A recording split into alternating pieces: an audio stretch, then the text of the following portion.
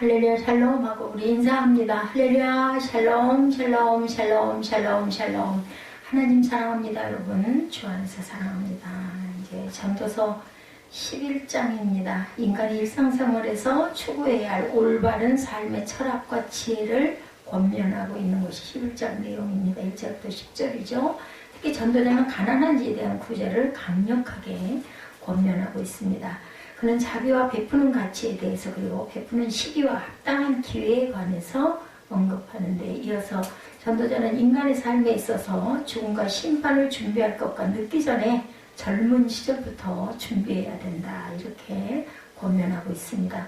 힘써야 할 구제와 자비, 내 식물을 물에 던지라고 그러죠. 1절에 보면 여러 날 후에 도로 찾으리라고 얘기합니다. 던지면 너희가 도로 찾을 수 있을 것이다. 이 말은 구제에 대한 비유적인 표현입니다.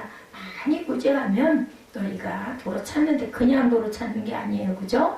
30배, 60배, 100배로 하나님께서 갚아주신다고 그러시죠.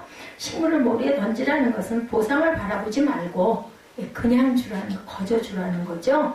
하나님을 사랑하며 인색한 마음을 한다는 것은 하나님이 기뻐 받으시는 것이 아니라, 뭐야 이거 맨날 갖다 들이부어도 하나도 내게 돌아오는 건 없어, 이런 불평 하지 말라는 이야기를 하고 있습니다. 하나님께서 갚아주신다라는 거죠. 인색한 마음으로 한다면 하나님이 절대로 기뻐 받으시지 않는다. 인색감이 없는 너그러운 구제는 물질보다 하나님을 더 사랑한다라는 고백이에요. 믿음의 고백입니다. 가난한 형제에 대한 의무이다. 신명기 15장 7절입니다. 네, 하나님 야훼께서 내게 주신 땅 어느 성읍에서든지 가난한 형제가 너와 함께 거주하거든 그 가난한 형제에게 내 마음을 완악하게 하지 말며 내 손을 움켜쥐지 말고 주라는 거죠. 하나님께서 주신 것이라고 말합니다. 고린도전서 4장 8절이죠. 너희가 이미 배부르며 이미 풍성하며 우리 없이도 왕이 되었도다. 우리가 너희와 함께 왕노릇하기 위하여 참으로 너희가 왕이 되기를 원하노라. 많은 사람에게 나눠주라고 합니다. 2절에 7이나 8에게 나눠줄지어다. 이것은 많은 사람에게 골고루 나눠주라. 무슨 지역의 땅에 임할는지 내가 알지 못하느니라. 2절이죠. 유한한 인간이 앞으로 어떠한 지역에 임할 것인지 아무도 알지 못해요. 부지런히 그리고 많은 사람에게 나눠줘라. 하나님의 심판은 언제라도 이 땅에 임할 가능성이 있죠. 그것이 자연재해로 오든 인간적인 부분으로 오든 사고로 오든 질병으로 오든 온다는 겁니다. 그러므로 재앙이 임하기 전에 자신이 소유한 재물을 어려운 사람들에게 베풀면서 살아라. 폭풍이 갑자기 불어닥치던 하나님의 심판은 사람들이 전혀 예측하지 못하기 때문에, 그렇기 때문에 그때 피할 시간도 없이 그냥 순식간에 당한다. 이것을 아는 자들은 자신이 할 수 있는 범위까지 최선을 다해서 많은 사람들에게 구제하고 자비를 베푸는 삶을 살게 됩니다. 많이 심으면 많이 거둔다. 고린도서 9장 6절이죠. 이것이 곧 적게 심는 자는 적게 거두고 많이 심는 자는 많이 거둔다 하는 말이로다. 구제를 좋아하면 풍족하게 된다고 잠언 11장 25절에 말씀합니다. 구제를 좋아하는 자는 풍족하여질 것이요 남을 윤택하게 하는 자는 자기도 윤택하여지리라. 만사를 성취하신 하나님이라고 5절에 고백합니다. 바람의 길이 어떠함과 아이벤 자의 태에서 뼈가 어떻게 자라는지를 내가 알지 못하는 같이 만사를 성취하신 하나님의 일을 내가 알지 못하느니라. 우리가 모릅니다. 너무 미련하기 때문에. 하나님은 온 우주를 창조하시고 통치하시죠. 우주의 모든 일들이 하나님의 섭리 속에 있습니다. 하나님은 자연계, 인간사 모든 것을 섭리하시고 이 모든 것을 합력하여 선을 이루시죠. 만사를 당신의 뜻대로 성취하십니다. 비와 눈이 하늘에서 내리죠. 이사야 55장 10절. 이는 비와 눈이 하늘로부터 내려 그리로 되돌아가지 아니하고 땅을 적셔서 소출이 나게 하며 쌀이 나게 하여 파종하는 자에게는 종자를 주며 먹는 자에게는 양식을 준다. 모든 일에는 때가 있습니다. 범사에 기한이 있고 천하만사가 때가 있나니 죽음을 개척하고 나가라. 6절이죠. 너는 아침에 씨를 뿌리고 저녁에도 손을 놓지 말라. 이것이 잘 될는지 저것이 잘 될는지 혹 둘이 다 잘 됐는지 알지 못하느니라. 빛은 실로 아름다운 것이라 눈으로 해를 보는 것이 즐거운 일이라. 사람이 살아있다는 게 굉장히 축복입니다. 아침에 씨를 뿌리고 저녁에도 손을 거두지 말라는 전도자의 말은 사람이 사는 동안 힘써 일해야 함을 교훈하죠. 아침과 저녁은 모든 시간을 상징합니다.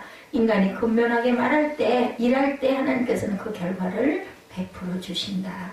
인간이 열심히 한다고 해서 모든 일이 잘 되어 열매가 꼭 맺히는 것은 아니지만 그 결과를 하나님께 맡기고 최선을 다하는 것이 우리의 의무이고 도리입니다. 성도는 자신에게 주어진 기회를 근면히 행함으로 충실히 활용해야 되겠다. 힘을 다해 일해야 되겠죠? 전도서 9장 10절입니다. 내 손이 이를 얻는 대로 힘을 다하여 할지어다. 내가 잠자 들어갈 수월에는 일도 없고 계획도 없고 지식도 없고 지혜도 없습니다. 우리가 죽고 나면은 이 모든 것을 아무것도 할 수가 없습니다. 의의를 심어야 합니다. 호세아 10장 12절에 너희가 자기를 위하여 공의를 심고 인애를 거두라. 너희 묵은 땅을 기경하라. 지금이 곧 야훼를 찾을 때니 마침내 여호와께서 오사 공의를 비처럼 너희에게 내리시리라. 가치 있는 인생에 대해서 7절에 말씀합니다. 빛은 실로 아름다운 곳이라 눈으로 해를 보는 것이 즐거운 일임이라다. 이렇게 말씀하죠. 빛은 실로 아름다운 것이고 눈으로 해를 보는 것이 즐거운 일이라는 전도자의 말은 이 세상에서 삶이 아름답고 정말 복된 것이라는 것을 의미하죠. 하나님께서 창조하신 세상에서 열심히 일하며 낙을 누리는 것은 참으로 복된 일이다. 이 세상이 비록 죄에 오염되고 하나님의 영광을 온전히 드러내지 못한다 할지라도 하나님의 자녀는 그리스도 안에서 회복된 삶을 통해 그분의 영광을 드러내고 있다는 것이죠. 사람은 이 세상에서 그가 어떻게 살았느냐에 따라서 사고의 세계가 달라집니다. 따라서 이 세상에 주어진 시간은 사람에게 매우 가치가 있는 시간들이다. 그렇기 때문에 우리가 시간을 정말 소중하게 시간을 값지게 살아야 합니다. 지혜의 유익에 대해서 전도서 7장 11절에 증거합니다. 지혜는 유산같이 아름답고 햇빛을 보는 자에게 유익이 되리라. 전도서 7장 11절입니다. 분량에 충실해야 된다. 로마서 12장 3절 내게 주신 은혜로 말미암아 너희 각 사람에게 말하노니 마땅히 생각할 그 이상의 생각을 품지 말고 오직 하나님께서 각 사람에게 나눠주신 믿음의 분량대로 지혜롭게 생각하라. 믿음의 분량대로 생각하게 됩니다. 믿음을 갖지 못한 사람들은 이렇게 주시지를 않죠. 지혜롭게 생각할 줄을 모르고 세상 생각으로 투덜거립니다. 그리고 아주 도대체 이게 뭐야 하고 한탄을 하죠. 알수 불쌍히 여겨야 돼요. 그렇기 때문에 알 수 없는 미래에 대해서 발전해 증거하십니다. 사람이 여러 해를 살면 항상 즐거워할지로다. 그러나 캄캄한 날들이 많으리니 그날들을 생각할지로다. 다가올 일은 다 헛되도다. 이렇게 말씀합니다. 분량에 충실해야 되죠. 알 수 없는 미래죠. 미래에 대한 걱정과 근심을 버리고 오로지 주어진 현실에 충실하며 하나님의 은혜와 축복을 누리는 것이 지혜로운 삶이다. 사실 현실에 최선을 다하고 즐거운 마음으로 사는 것보다 미래를 잘 대비하는 일도 없습니다. 하루하루가 쌓여서 오늘이 쌓여서 내일이 되죠. 사람이 미래를 알 수 없지만 성도들은 하나님의 말씀 안에서 믿음으로 미래를 알 수가 있습니다. 그것은 하나님께서 성도의 미래를 보장하고 계신다는 사실에 근거합니다. 하나님이 우리의 삶을 보장해 주시죠. 내가 오늘 하루를 주님 앞에 믿음으로 내 하루를 드릴 때 하나님께서는 그것을 기뻐 받으시고 우리에게 내일의 아버지가 주시는 귀한 미래를 보장하고 계십니다. 우리는 참 눈에 보이는 열심히 보험은 들지만 하나님의 나라에 쌓는 것은 안 보이기 때문에 미련한 자들은 그걸 미쳐서 하고 투덜투덜거리죠. 사는 동안에 기뻐해야 되죠. 빌립보서 4장 4절 잘 아는 말씀이죠. 주 안에서 항상 기뻐하라. 내가 다시 말한다. 기뻐하라. 공술의 공수가 인생입니다. 전도서 5장 15절에 그가 못해서 벌거벗고 나왔은지 그가 나온 대로 돌아가고 수고하여 얻은 것을 아무것도 자기 손에 가지고 가지 못합니다. 돌아가면서 손에다 뭐 쥐고 가는 사람은 없어요. 그죠? 청년들아 하고 청년의 공고가 젊은이에게 주는 공고가 9절 10절에 나타나 있습니다. 9절에 보니 청년이여 내 어린 때를 즐거워하며 내 청년의 날들을 마음에 기뻐하여 마음에 원하는 길들과 내 눈이 보는 대로 행하라. 그러나 하나님이 이 모든 일로 말미암아 너를 심판하실 줄 알아라. 이렇게 말씀하죠. 청년에 대해 어린 때를 즐거워하여 청년의 날을 마음에 기뻐하라고 말씀합니다. 이어서 청년에게 마음에 원하는 길과 눈에 보이는 대로 쫓아 행하라 말씀하죠. 그러나 이 말이 방종을 뜻하는 것은 절대 아니죠. 바른 마음과 바른 눈을 가진 사람이라는 전제하에 하나님께서 허락하신 생을 바르고 즐겁게 적극적인 자세로 살아가라는 권면입니다. 사람이 어떠한 환경 가운데 있든지 기쁨이 충만한 생활을 할 수 있다는 것은 최고의 은사고 엄청난 축복임이 분명합니다. 기쁨으로 식물을 먹습니다. 9장 7절에 전도서죠. 너는 가서 기쁨으로 내 음식물을 먹고 즐거운 마음으로 내 포도주를 마실지어다. 이는 하나님이 내가 하는 일들을 벌써 기쁘게 받으셨습니다. 창조주를 기억하라고 그러죠. 전도서 마지막 장 12장 1절입니다. 너는 청년의 때에 너희 창조주를 기억하라. 곧 공고한 날이 이르기 전에 나는 아무나게 없다고 할 해들이 가까이 전에 청년의 때예요. 예, 청년의 때 가장 젊을 때 가장 좋을 때 예, 공고한 날이 이르기 전에 창조주를 하나님을 기억하라고 말씀합니다. 하나님의 심판을 기억하라. 9절에 보면 청년이여 내 어린 때를 즐거워하라. 내 청년의 날들을 마음에 기뻐하며 마음에 원하는 길들과 내 눈이 보는 대로 행하라. 그러나 하나님이 이 모든 일로 말미암아 너를 심판하실 줄 알라라고 하죠. 심판을 기억하라. 청년에게 마음에 기뻐하며 원하는 길과 눈에 보이는 대로 쫓아 행하라고 권하시면서 그러나 하나님이 이 모든 일로 인하여 심판하실 것 또한 기억하라고 말씀합니다. 이러한 하나님의 심판을 기억하고 두려워하는 자는 죄악의 길로 절대로 갈 수가 없겠죠. 모든 피조물의 생명은 창조주의 것입니다. 그러므로 심판 또한 창조주의 권한입니다. 그래서 바울은 모든 피조물이 하나님의 심판 아래 있음을 선언하죠. 로마서 3장 19절에 우리가 알거니와 무릇 율법이 말하는 바는 율법 아래에 있는 자들의 말하는 것이니 이는 모든 입을 막고 온 세상을 하나님의 심판 아래에 있게 하려 함이라. 체구보다 빠른 날들이라고 욥기 9장 25절에 나의 날이 경주저보다 빨리 사라져버리니 여기서 체구는 우체구를 얘기합니다. 복을 벌 수 없구나. 의인과 악인을 심판하시죠. 전도서 3장 17절입니다. 내가 내 마음속에 이르기를 의인과 악인을 하나님이 심판하시리니 이는 모든 소망하는 일과 모든 행사에 때가 있음이라 하였으며 악을 멀리하라고 마지막 절이죠. 근심으로 마음에서 떠나게 하라는 전도자의 말은 인간의 욕심으로 인하여 발생하는 걱정과 근심을 제거하라는 거죠. 10절에 그런즉 근심이 내어 마음에서 떠나게 하며 악이 내 몸에서 물러가게 하라. 어릴 때와 검은 머리의 시절이 다 헛되니라. 이렇게 말씀합니다. 전도자는 청년의 때에 몸으로 번되지 말라고 권하죠. 청년의 때에는 어느 시기보다 몸으로 범죄하기가 쉬운 때입니다. 혈기왕성하고 육체의 정욕이 강한 때이죠. 그래서 청년의 때에 하나님의 법을 어기고 세상 향락을 추구하며 타락하기가 쉽다. 이러한 청년의 때에 악을 멀리하고 하나님의 영광을 위해 살아야 한다. 청년 같은 기세가 흙에 눕는다고 그러죠. 욥기 20장 11절에 그의 기골이 청년같이 강장하나 그 기세가 그와 함께 흙에 누우리라. 그는 비록 악을 달게 여겨 허밑에 감춘다고 얘기합니다. 악인의 길은 망하게 되죠. 시편 1편 6절이죠. 무릇 의인들의 길은 야훼께서 인정하시나 악인들의 길은 망하리로다. 반드시 악인은 망합니다. 우리는 11장을 통해서 구제를 비롯한 선행의 중요성과 그것을 힘써 행해야 함을 교훈받고 있습니다. 예수께서 말씀하신 것처럼 이 땅에는 가난한 자가 항상 있겠죠. 우리는 도움을 필요하는 자들 이래서 부지런히 찾아내어 그들을 도와주어야겠다. 속담에 곶감 빼먹듯 하다 이런 이야기가 있습니다.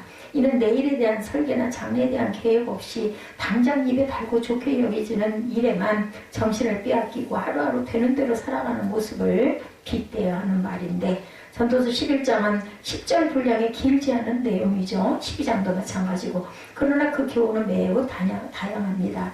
이 말씀 중에 하나님이란 표현은 단 2번밖에 안 나와요. 5절에 만사를 성취하신 하나님, 9절에 심판하신 하나님 이렇게 2번 증거합니다. 올해도 이제 다 가고 이제 2020년 됐어요. 그죠? 2019년도 가고. 그러니까 365날의 한 해가 가듯이 각 사람의 일생이 강물처럼 흘러가듯 흘러갑니다. 그리고 또한 새로운 기회를 저는 요번에 신년 예배를 드리면서 은혜를 받은 게 365번의 기회를 하나님께서 우리에게 예약해 주셨구나. 또 그 중에 어떤 일이 일어났는지 특히나 나이가 많은 사람들은 365일을 다 그 기회를 받고 갈지 중간에 중도에서 못 받고 끝날지도 모릅니다.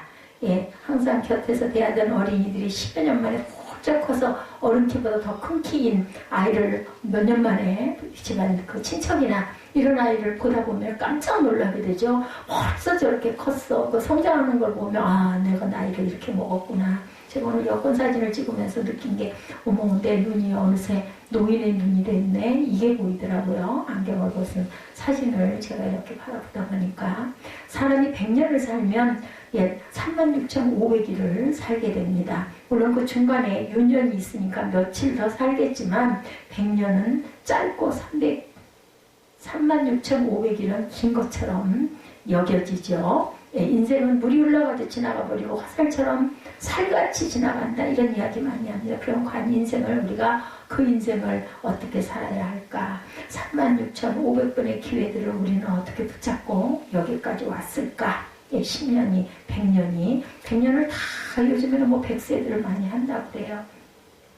글쎄요 100년 36,500 그러면 90년이면은 어떻게 되죠? 36,500에서 10년이면은 3,650인가 이게 빠지고 20년이면 6,500 정도가 빠져서 일반적으로 80세를 산다고 하면은 3만 그 번의 기회가 있나요? 그렇게 되겠네요.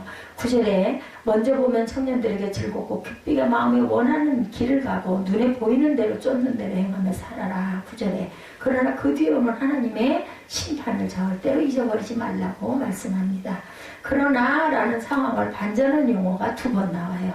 본문에 9절 그리고 그 앞절인 8절에도 사람이 사는 여러 해 동안 하루하루 즐겁게 살아라 8절에 말씀하죠. 사람이 여러 해를 살면 항상 즐거워할지로다. 그러나 여기도 있죠. 캄캄한 날들이 많으니 그 날들을 생각할지로다. 다가올 일은 다 헛되더라.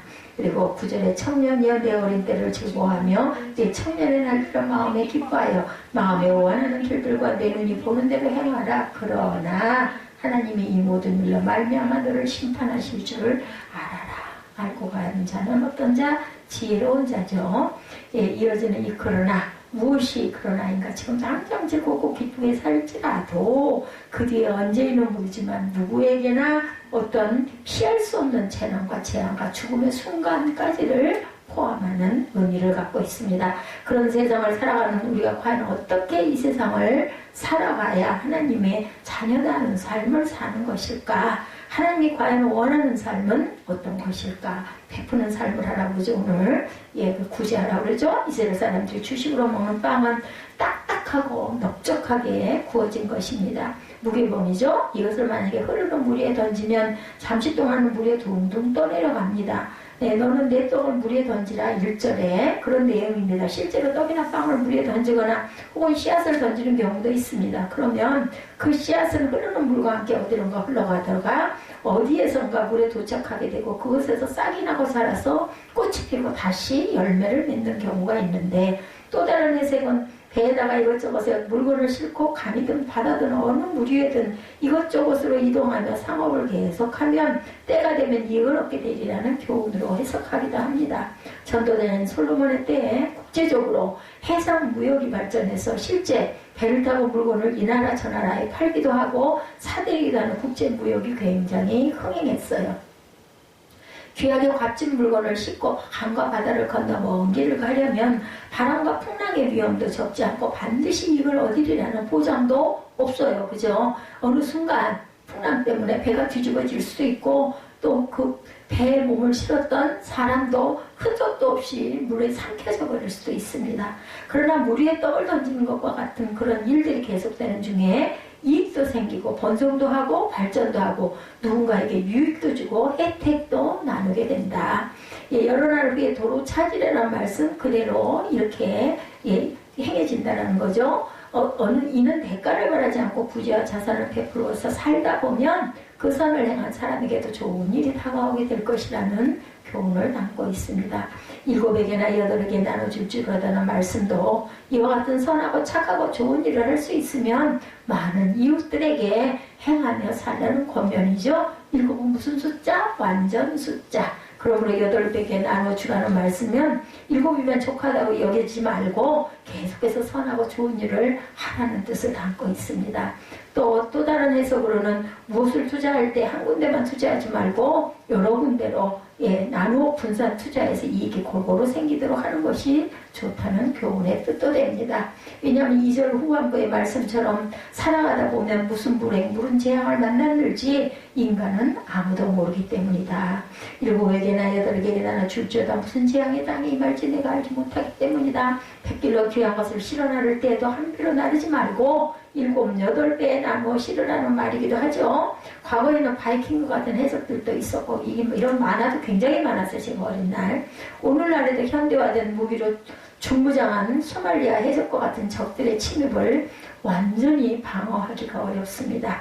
재앙도 많고 걱정과 염려와 불안도 많은 세상에서 흐르는 물에 떡을 던지듯이 선을 행하며 살지 않는다면 인생은 점점 삭막한 인생이 되고 말 것이라는 교훈으로도 우리에게 들립니다. 중부 고속도로를 달리다 보면 2000쯤에 있는 동원산업의 자동화 냉장 창고 외벽에 다다로운 미래로라는 거대한 홍보판이 걸려 있다고 그래요.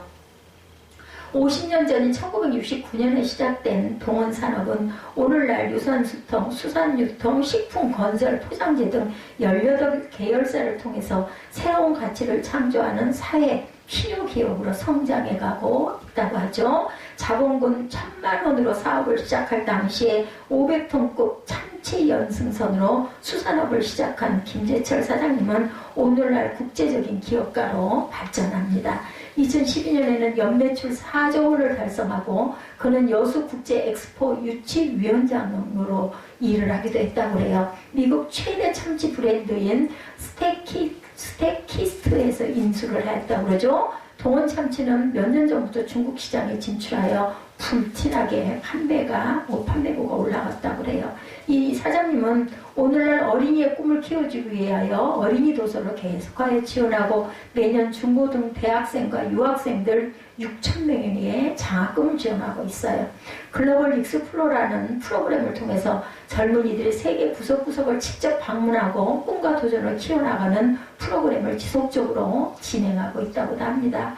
예수님의 비유 중에 예루살렘에서 여리고로 내려가는 길에 강도 만난 사마리아인 이야기 아시죠? 죽게 되는 사람을 곁에 보고도 그냥 지나간 제사장, 레위인, 그리고 사마리아 한 사람, 이 사람은 어떻게 했어요? 그 사람을 정성을 다해서 치료하고 최선을 다하는 장면을 말씀에 싣고 있죠. 누가복음 10장에만 소개된 유명한 비유의 말씀입니다. 그 강도 만난 사람은 강도들에 의해서 옷도 벗겨지고 강도들에 맞아서 거의 죽은 상태처럼 빈사 상태가 됩니다. 제사장도 레인도 보기만 하고 그냥 지나쳐버린 그 현장을 목격한 사마리아 사람은 불쌍히 여기며 그에게 가까이 다가가 자기를 위해 비상용으로 준비해 가지고 다니던 기름과 포도주를 상체에 붓고 싸매고 자기 짐승에 태워서 주모하고 데려다가 주모에게 돌봐달라고 돈을 주고 가죠. 돌아오면서 내가 더 줄 테니까 이 사람을 잘 치료해달라고 맡깁니다. 거기 누가복음 11장 34절에 가까이 가서라는 행동이 귀한 행동, 그죠? 제사장이나 레위 사람은 보고 피하려 지나간 사건 현장에 가까이 가서 정성스럽게 최선을 다해서 그를 응급 처치하고 돌본 내용이죠. 119에 연락을 하면 되지 왜 자기가 나서서 그들을 돌봤을까? 이런 이야기들도 많이 합니다.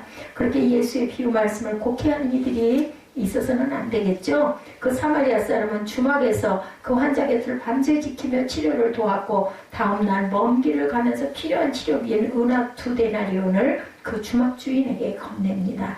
뿐만 아니라 그를 잘 돌봐달라고 부탁하고 비용이 더 들면 돌아오는 길에 갚아주겠다고까지 약속을 하죠. 그 비유의 말씀은 어느 날 예수님을 찾아온 어떤 율법교사의 질문 앞에 비유로 대답하신 말씀이에요.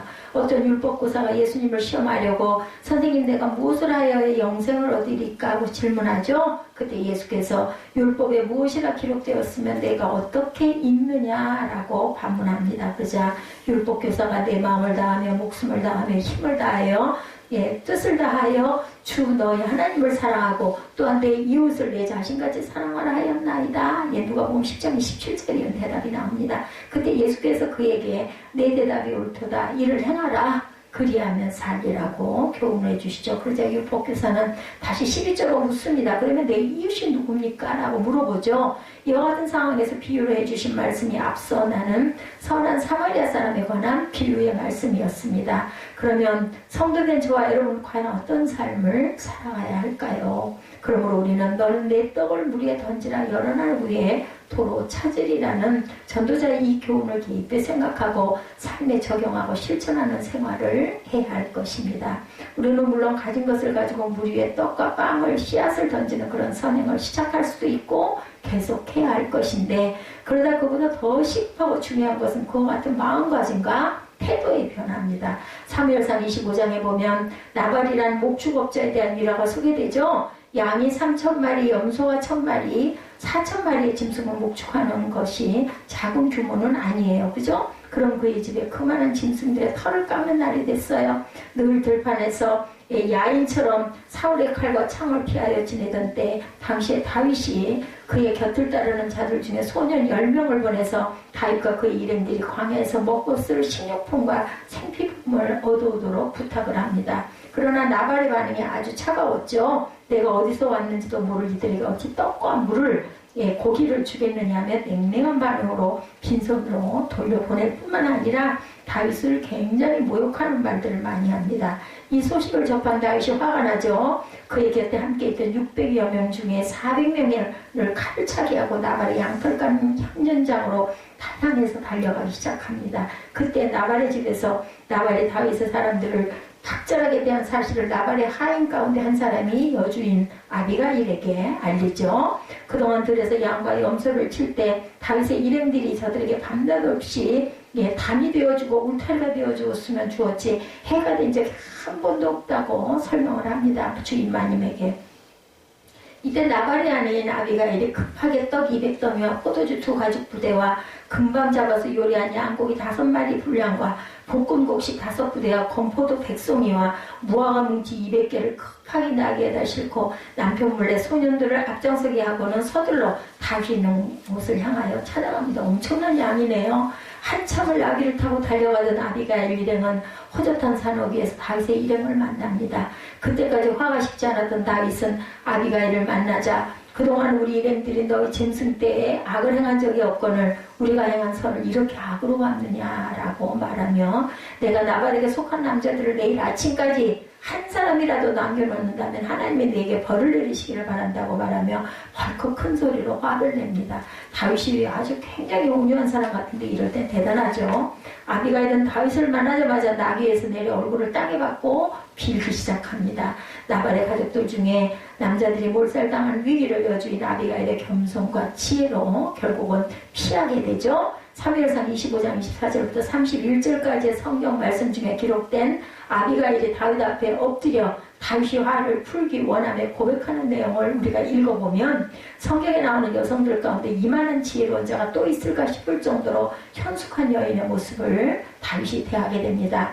아비가일의 말을 들은 다윗의 마음은 봄눈 녹듯 그래서 우리가 참 말을 지혜롭게 잘해야 돼요. 그죠? 그래서 말 한마디에 천냥빛을 갖습니다. 다윗은 그 현장에서 아비가일에게 오늘 내가 너를 보내어 나를 영접하게 하신 이스라엘의 하나님 야훼를 찬송할지로다. 또 내 지혜를 칭찬할지며 또 내게 복이 있을지로다. 오늘 내가 피를 흘릴 것과 친히 복수하는 것을 내가 막았느니라. 이렇게 사무엘상 25장 22~23절에서 칭찬합니다. 아비가일이 집으로 돌아보니 남편 나발은 왕의 술상처럼 차려서 잔뜩 먹고 술에 취해 있죠. 아비가일은 다음 날까지 남편에게 한마디의 말도 하지 않았다고 그래요. 사람 같았겠어요? 사람 같지도 않았겠죠. 사무엘상 25장 38절에 나발의 죽은 원인을 여호와께서 나발을 치심에 그가 죽으니라 라고 말합니다.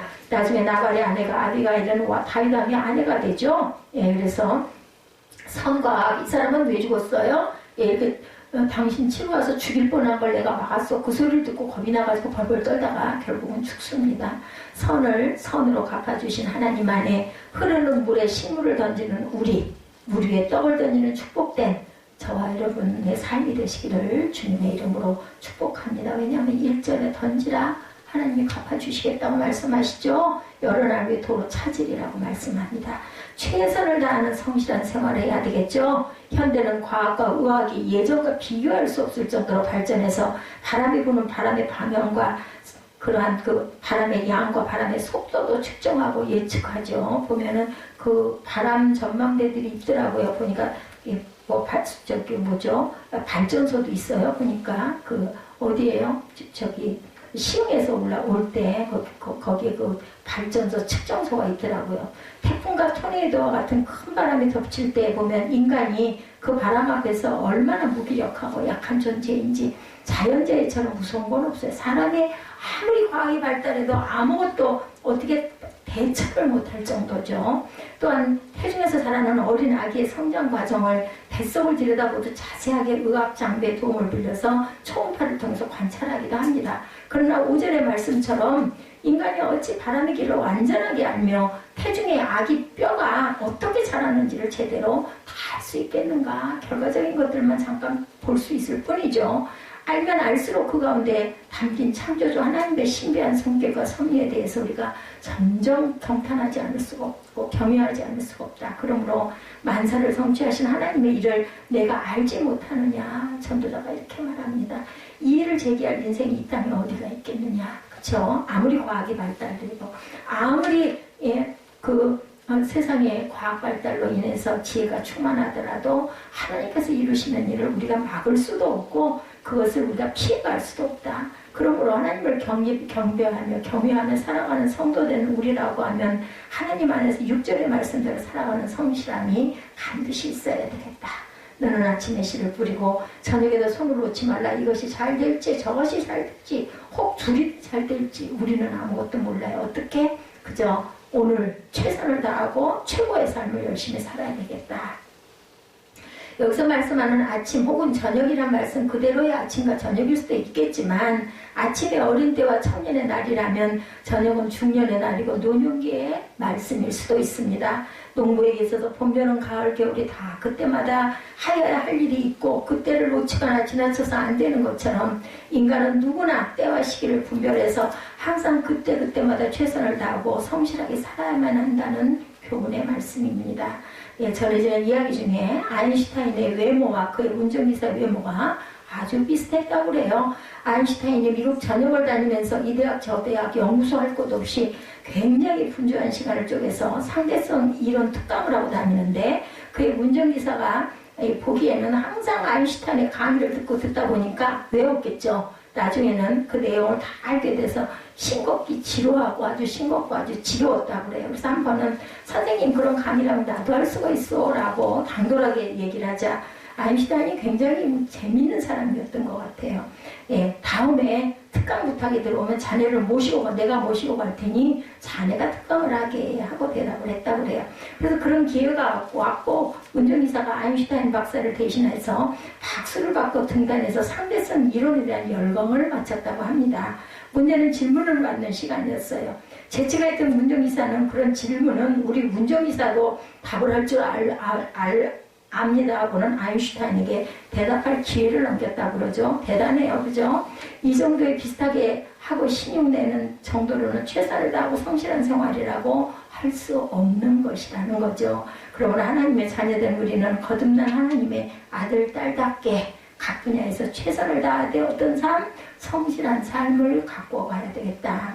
안동 삼배 만드는 과정을 TV에서 방영한 적이 있었어요. 전통적인 방법에 의해서 일일이 배실을 준비하고 삼배 한 피를 직조해 내기까지 그 준비와 진행 과정이 굉장히 만만치가 않았다고 그래요.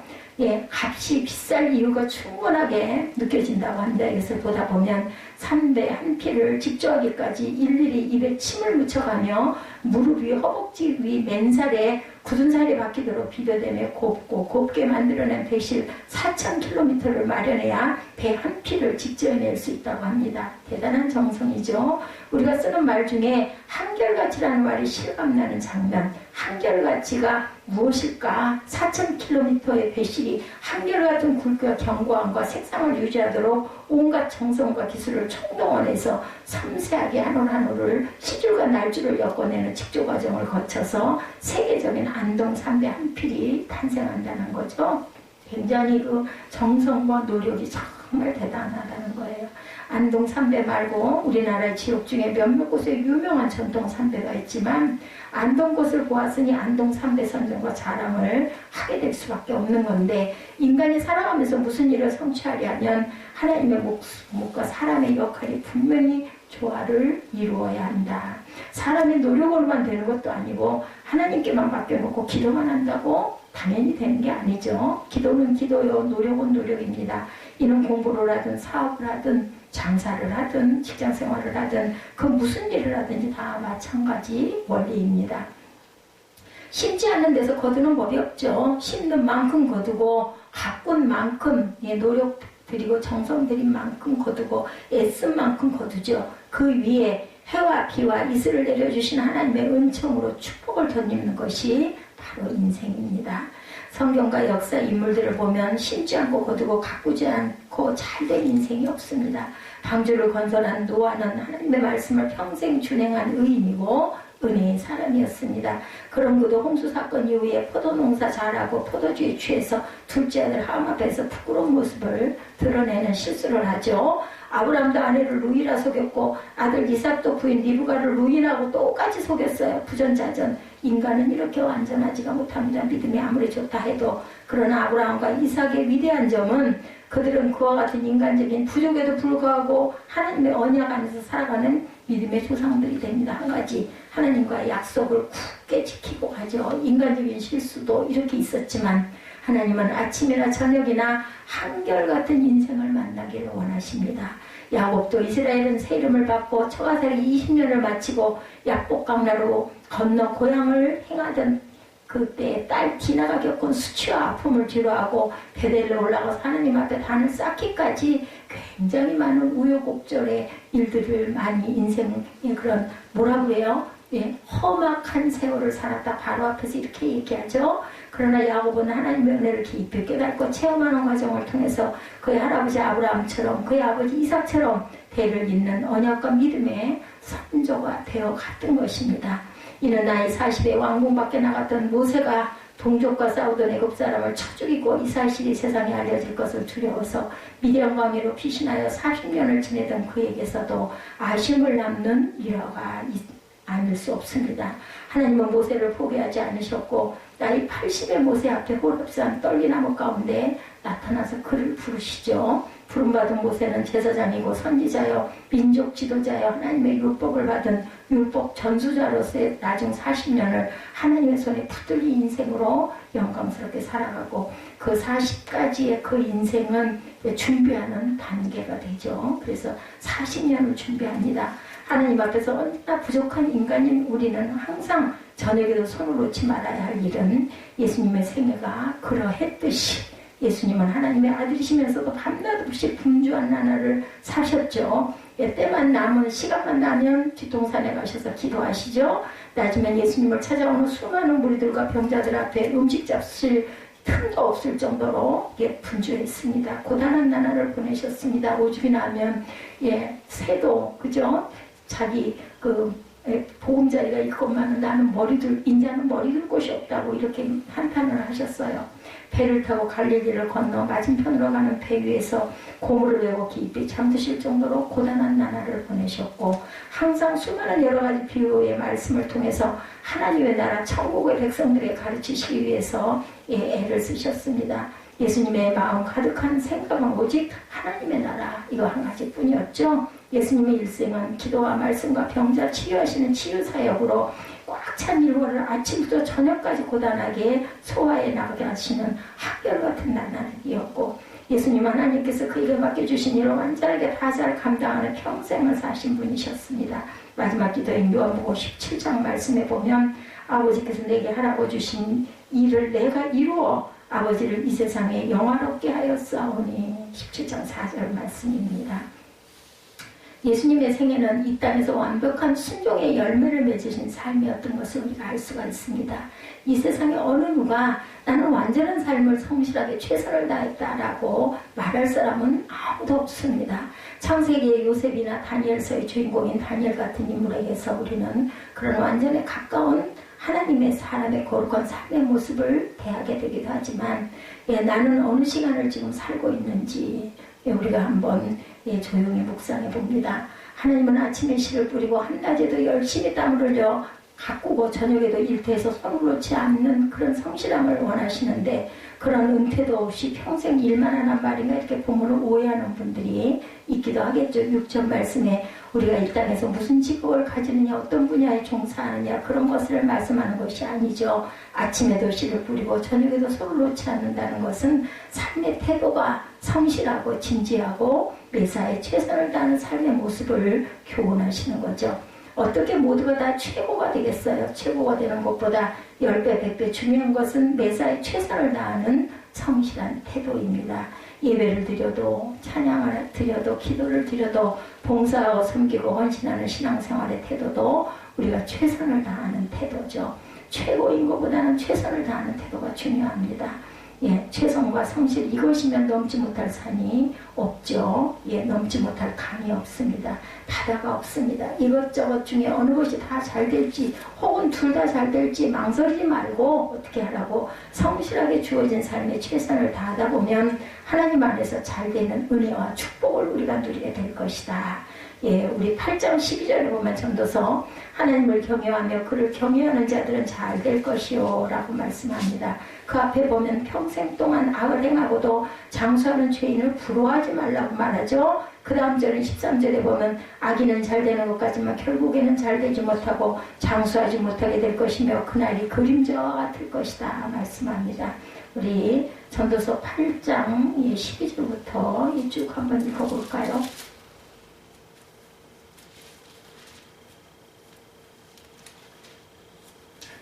8장 12절부터 11절부터 악한 일에 관한 징벌이 속히 실행되지 아니하므로 인생들이 악을 행하는 데 마음이 담대하도다. 죄인은 100번이나 악을 행하고도 장수하거니와 또한 내가 아노니 하나님을 경외하여 그를 경외하는 자들은 잘 될 것이요 악인은 잘 되지 못하며 장수하지 못하고 그날이 그림자와 같으리니 이는 하나님을 경외하지 아니함이라. 세상에서 행해지는 헛된 일이 있나니 곧 악인들의 행위에 따라 벌을 받는 의인들도 있고 의인들의 행위에 따라 상을 받는 악인들도 있다는 것이라 내가 이르노니 이것도 헛되도다 이렇게 말씀합니다. 세상살이 이런 세상살이에 이 모든 것이 헛되다. 그러므로 하나님을 경외하며 범사를 성취하신 하나님 안에서 모든 일로 말미암아 각 사람을 심판하신 하나님을 우리가 어떻게 섬기며 살아갈까?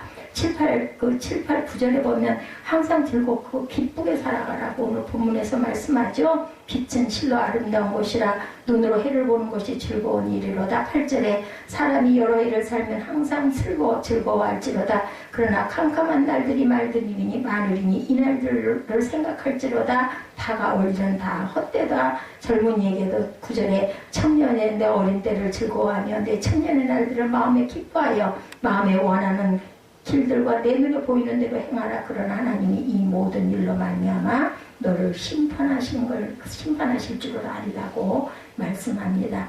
여기서 말씀하는 캄캄한 날에는 살이라는 것은 살다 보면 피할 수 없는 순간들이 올 것이다. 그것이 인생의 어떤 실패든 고난이든 역경이든 환난이든 재난이든 질병이든 아픔과 슬픔과 두려움과 절망과 좌절과 충격과 무서움과 끝이 보이지 않는 흑암 속의 캄캄한 날들을 겪는 이웃들이 우리 주변에는 의외로 적지 않다라는 거죠. 나 자신이 바로 기쁨과 즐거움은 사라지고 캄캄한 날이 내게 찾아온 인생일 수도 있습니다. 그러나 아주 절망하지 말아야 할 것은 캄캄한 날들이 많을지라도 흑암의 순간이 지나갈 것이라는 것입니다. 예수께서 온갖 고난과 수치를 다 담아시고 십자가에 죽으신 후에 무덤에 장사되어 사흘간 무덤 안에 갇혀 계셨죠. 그 사흘 후에 부활하십니다. 지금 나의 인생이 이 사흘간의 무덤과 같은 캄캄한 어둠 가운데 갇혀있는 인생일 수도 있다는 것. 그러나 주님 안에서 소망을 버리지 말았을 때 청년의 기쁨과 즐거움이라도 영원하지 않고 청년이 마음에 원하는 길을 가고 자기 눈에 보이는 안목의 정욕대로 행하며 즐겁게 살 수 있으나 그 뒤에는 반드시 하나님의 심판의 순간이 찾아온다는 것을 잊지 말자. 심판이 없는 경기라는 재미가 없어요. 그죠? 항상 심판은 있습니다. 어떤 경기나 규칙과 규약이 있고 심판이 있는 경기여야만 관객이 열광하는 것처럼 우리 인생도 마찬가지다. 그러므로 근심과 악을 멀리하고 하나님을 친근히 하고 가까이 있는 나날들을 살아갈 수 있어야 되겠다. 히브리서 기자가 말합니다. 히브리서 12장 1절에서 3절에 보면 이러므로 우리에게 푸른같이 둘러싼 허다한 증인들이 있으니 모든 무거운 것과 얽매기 쉬운 죄를 벗어버리고 인내로서 우리 앞에 당할 경주를 하며 믿음의 주여 온전하게 하신 인 예수를 바라보자. 그는 그 앞에 있는 기쁨을 위하여 십자가를 참으사 부끄러움을 게을치 아니하시더니 하나님 보좌 우편에 앉으셨느니라. 너희가 피곤하여 낙심하지 않기 위하여 죄인들이 이같이 자기에게 거역한 일을 참으신 일을 생각하라. 이렇게 말씀합니다. 예, 주님 안에서 온갖 고난과 역경을 이겨내고 이웃에게 떡을 나누는 선을 베풀고 최선을 다하며 즐겁고 기쁘게 승리의 삶을 살아가는 성실한 나날이 모여서 우리의 인생이 되고 그것이 하나님께서 뭐라고 말씀하세요? 내 떡을 무리에 던져라. 여러 날 후에 도로 찾으리라는 답을 주셨어요. 그래서 우리가 무엇이 어떻게 되는지 알 수 없지만 가진 것을 열심히 하나님의 영광을 위해서 나누고 베풀 때 하나님께서 여러 날 후에 도로 찾으신 그 여러 날이 우리 인생의 마지막 날 천국에서의 여러 날이 될 수도 있습니다. 반드시 도로 찾으실 것이라는 그 언약을 믿고 살아가시는 저 여러분들의 매일매일의 일상 최선을 다하는 성실하게 살아가시는 삶이 되시기를 주님의 이름으로 축복합니다. 우리 결단하시고 잠시 기도하는 시간 갖도록 하죠.